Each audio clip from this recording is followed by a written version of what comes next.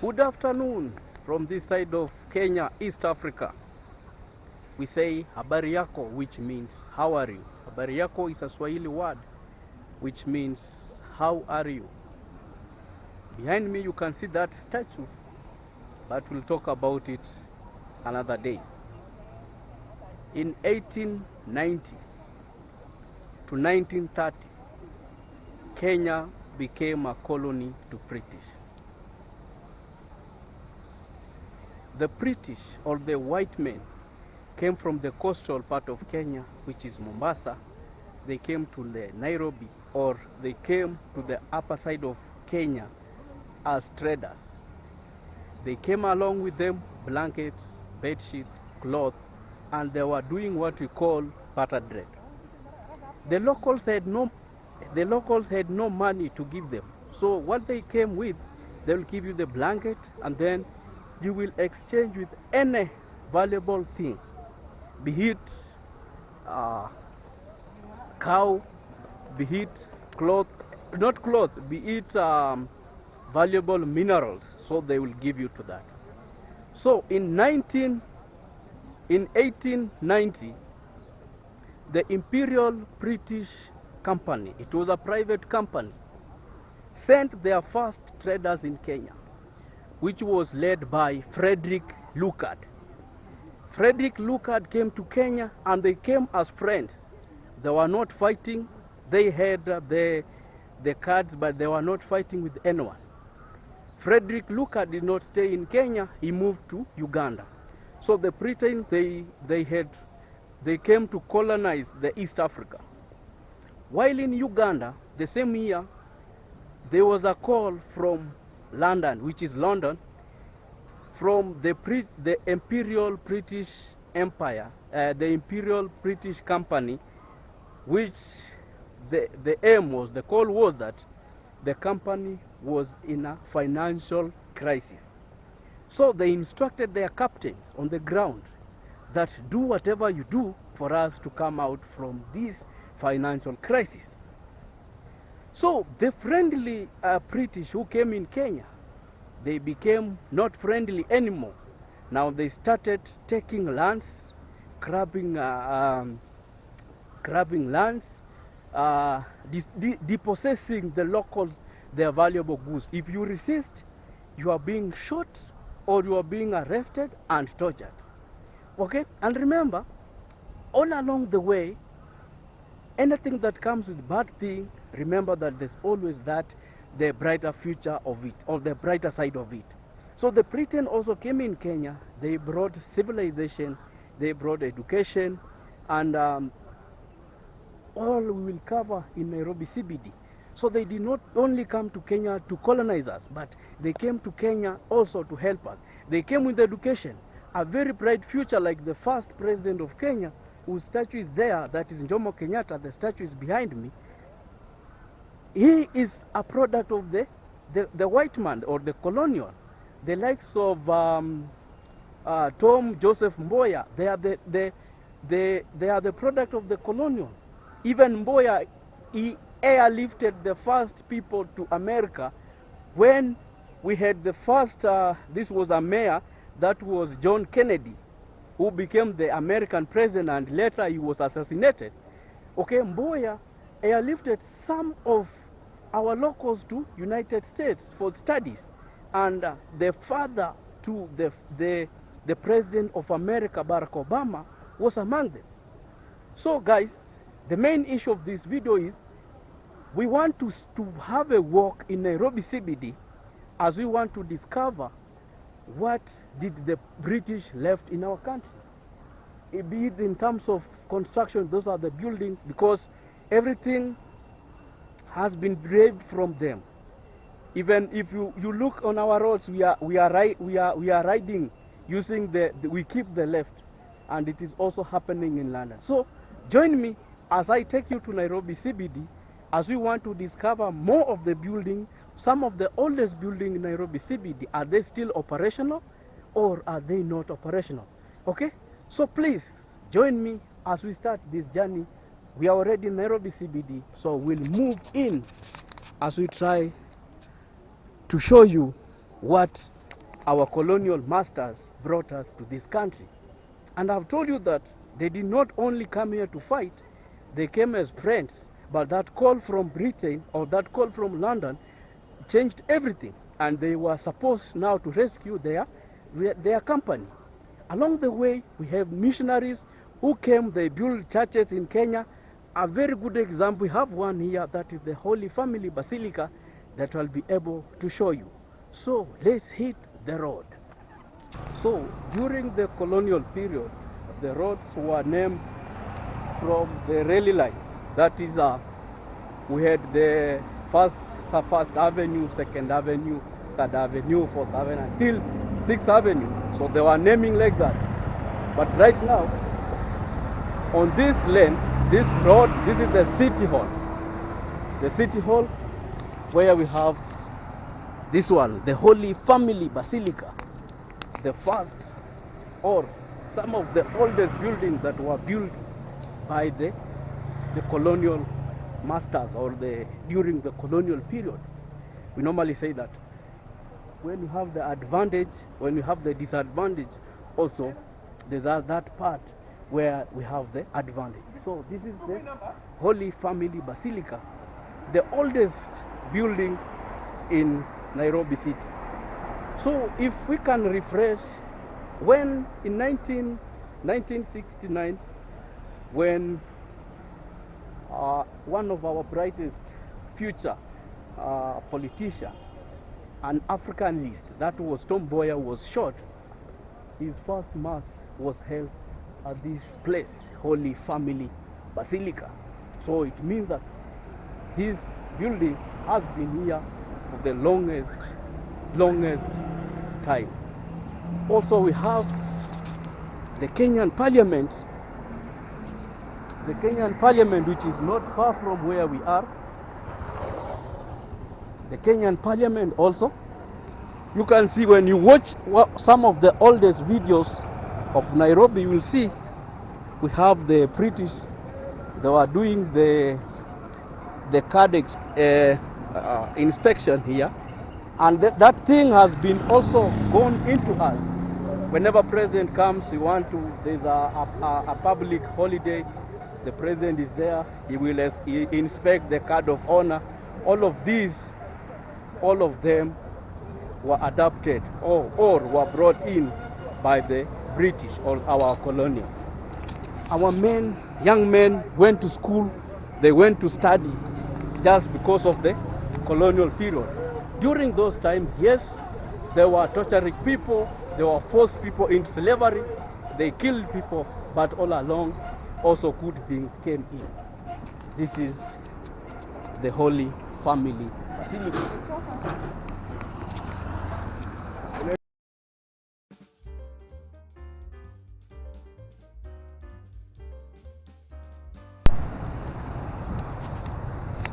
So this is Kenyatta Avenue. During the colonial period, this street was called the 6th Avenue. The 6th Avenue was later renamed into Lord Delamere. Before we had the statue of Lord Delamere somewhere there, but it was moved to Limuru, that the statue or the statue of Lord Delamere was moved from there to Limuru. Then, so this road was named from the 6th Avenue, it was named to Lord Delamere. Later the name was changed to Kenyatta Avenue. So this is Kenyatta Avenue, the first president of Kenya. And this one is Kibande House. Kibande House was built in 1918. It was built by the colonials, okay? So you can see it's still operational. We have the KCB bank inside it, and you can see this is the current situation on Kenyatta Avenue. Before it was called the 6th Avenue, and later it was renamed to Lord Delamere. So these things are being changed, they are changing each day, each time. So we'll move along. As you look at the structures, I want you to have that impression that the Britain they got a very big influence in Kenya. Right now in Kenya, even the system of school, we have the 844, we have the British one. So also we have the group, we have that statement people normally say that group of schools. Those people who study in a group of schools, they speak better English than us. We have the architectural who have come up, the new ones. Yes, all in all, these were brought by the British or our colonial masters, as we normally say it. So this is the current situation in Nairobi Town. This is the current situation on Kenyatta Avenue, former the 6th Avenue, or former the Lord de Mayor. And you can see the buildings, they don't look new. The buildings are older. They have been here for the ages. They have been here for the ages. So I'm just imagining Kenya, if it was not, it didn't gain its independence, because Kenya, we gained independence in 1963. That is when Kenya gained independence. Okay? First president was Jomo Kenyatta. The deputy president was Oginga Odinga, the father to the former prime minister or the incoming AU chairman, Raila Amolo Odinga. So all in all, we are talking about the past, we are bringing it into the present. You can see all these, the designs, all of them, they are not new. All the designs that you are seeing in Nairobi Town aren't new. These are the oldest buildings that were built during the colonial period, because our colony, those who colonized the British, they stayed with us for the longest time. So this is Nairobi City, 61 years after we gained independence. Did anything change in Nairobi City? You can tell me. You can tell me, did anything change or not yet? Yes. So check it out. So we have, we are all mixed. It is the capital city of Kenya, and thus everyone is here in the CBD, Nairobi City. Yes.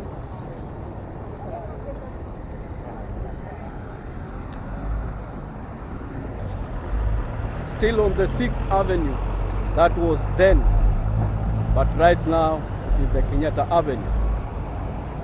Okay, I'm in the junction of Wabere Street and Kenyatta Avenue. Then we have this Bank of India. Bank of India, it was a memorial hall. This was a memorial hall. It acted as the parliament of the colonial. Okay, it was the parliament of the colonial. It was built in 1924. 1924. And then we have that one, Salmon House. Salmon House was built in 1931. Are these houses still operational? The answer is yes. You can see very well they are still operational. Bank of India, this one was changed to Bank of India and is still operational. This is where if you have rubies, you will come and exchange them. If you have rubies. So if we go this way, we'll go up to Moi Avenue. So we'll make a branch to that side just to feel the texture or how strong is that building. Yes, so we'll cross as we move to the other side. So the city has really changed all along.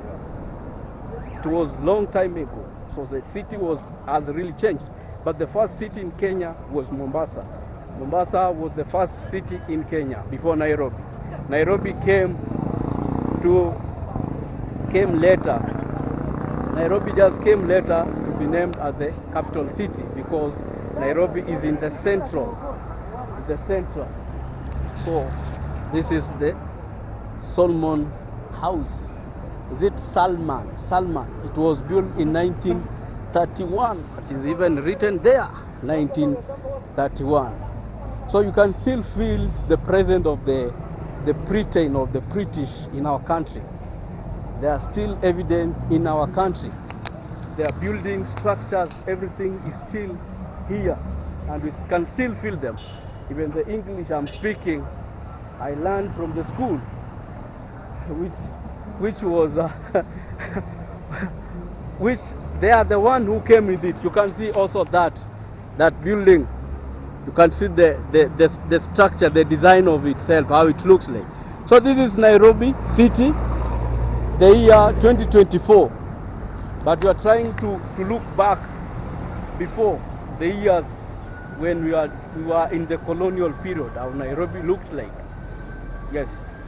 So Kenya has produced more people during the colonial period. More people were taken to study. Those who are resisting, mainly those are the ones who faced some harassment, who were tortured, who were arrested. That is how it came. Those who were cooperated, they were taken to schools.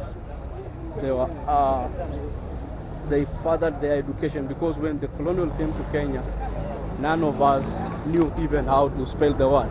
You can see the texture of it. Yeah, very strong. The texture of this. You can see the type of stones they used. It was built in 1931. We are in 2024 and the building is still strong, very strong, and we have bank inside it. Okay, this is Wabere Street. I did not check about the Wabere Street, but these streets were named according to, they were named from the rail line. The rail line is down there. So they were going the 6th Avenue, 7th Avenue, like that. You can see even the junction of it, very strong.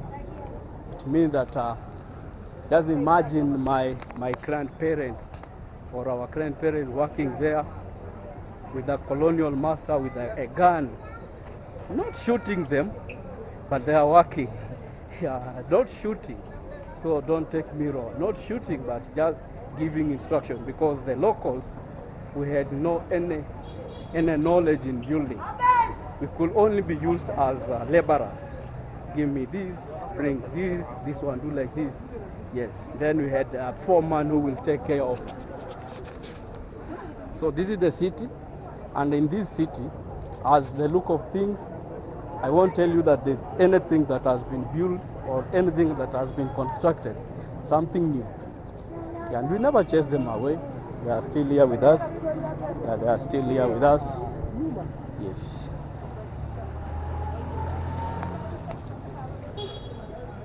Nairobi CBD. So let's move to archives.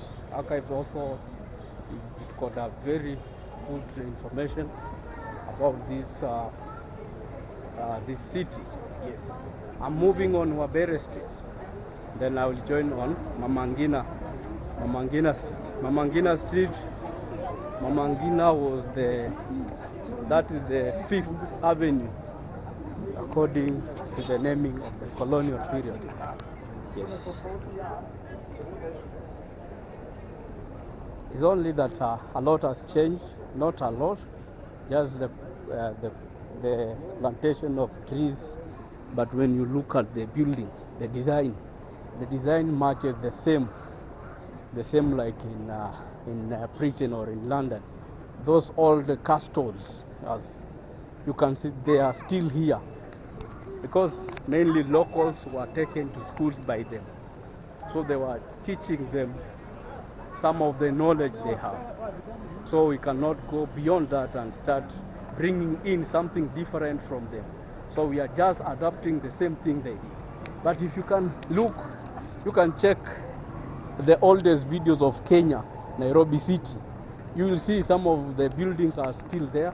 Like I've just told you that the Holy Family Basilica has been there. This Hilton Hotel. Where I am, there's nothing that is new. All of these buildings some came after independence, maybe 5 years. But look, before that, who was the planner? Who was the planner in that? I mean, those were the colonial masters, or those guys who colonized us. So they were behind everything. This is the famous Hilton Hotel. And if you can be able to retrieve some of the old age footage of Nairobi CBD, you will see it. You will see it very well. And imagine how they were moving in the city. Those are the whites, Wazungu, we call them Wazungu. If he's one, we call him Mzungu or her Mzungu if he's one. That's why you will hear us calling, "We Mzungu." Mzungu is a white man. We means you. We Mzungu. We white man. Hilton Hotel, then there we have archives. We have this statue here of Dedan Kimathi. Dedan Kimathi was the leader of the Mau Mau. The Mau Mau movement was formed in 1952. The aim behind the formation of Mau Mau was to fight the white. And him and others. He was the leader of Mau Mau, so his statue is here. There's a day we'll talk about him, so today we'll not talk about him, just a small history about him. So Mau Mau was formed in 1952, and it went up to 1960. But Dedan Kimathi was killed along. So we gained independence in 1963. Yes. Our belief that in Africa, the kind of economic, social, and political institutions that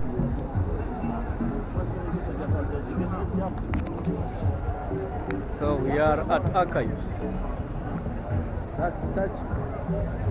That is Tom Mboya. We'll talk about him later. But along the way, I'll be mentioning this is the Kenyan National Archives.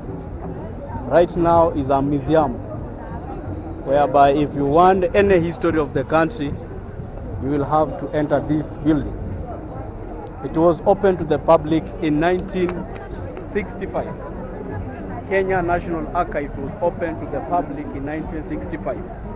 Kenya gained independence in 1963. So it is 59 years down the lane. Is it 59? 59 years down the lane. This building is still there, very strong. It doesn't show any sign of falling down. And remember, I've tried to talk about the upper side of Nairobi. Downtown will do it. That is Tom Mboya. So, who was Tom Mboya? Tom Mboya was assassinated in 1969.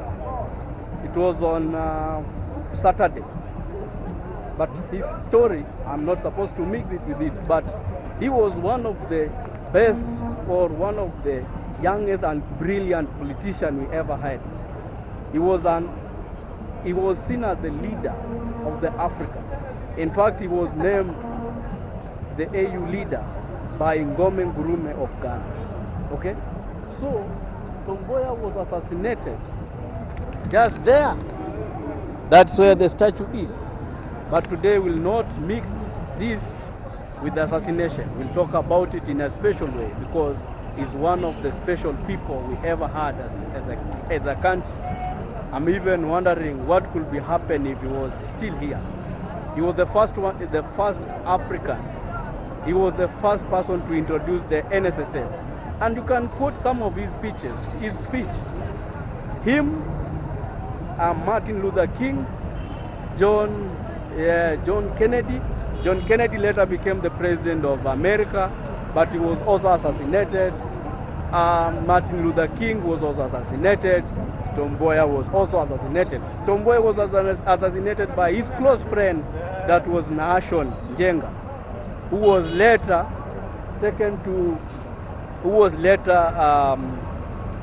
sentenced to death. But everything that happened was hanging, but it was done in secret. So we don't know if he was hanged or not. So this is Nairobi City. You see it in the year 2024. Yes. And you can see how busy archive normally is. Yeah. So that is the history of Nairobi City and some of the oldest buildings. And the main theme was to check if we still have the influence of the Englishmen, because the English we are speaking, we normally say it in Swahili, ilikuja na meli. Yes, it came with the missionaries, it came with the traders who came from the coastal part of Kenya, the likes of Frederick Lugard, the missionaries who came to Kenya, Vasco da Gama, name them. So they are the ones who came and introduced English to us, and they even mainly during those areas, those years, we could not afford even to go to school. So they came with the missionaries. They were sponsoring kids to go to school and study. And even till now, we still have many NGOs doing the same thing. We have many schools. Mainly, yes, many schools. Let me not mention any part, but many schools. Many kids are still benefiting from the European government bodies like the NGOs. All they are still sponsoring kids as they are pursuing their further education. So it was purely a street walk with a small base of history of our country. Okay? Yes. So you can see Nairobi City, how it looks like. There's nothing like new building in the city. All of them, those are old buildings that were built. They got years. Some of these buildings are more than 100 years old. It's only that some of the beautification of the city just being done recently. Yes. Okay guys, from my side, we meet in the next one.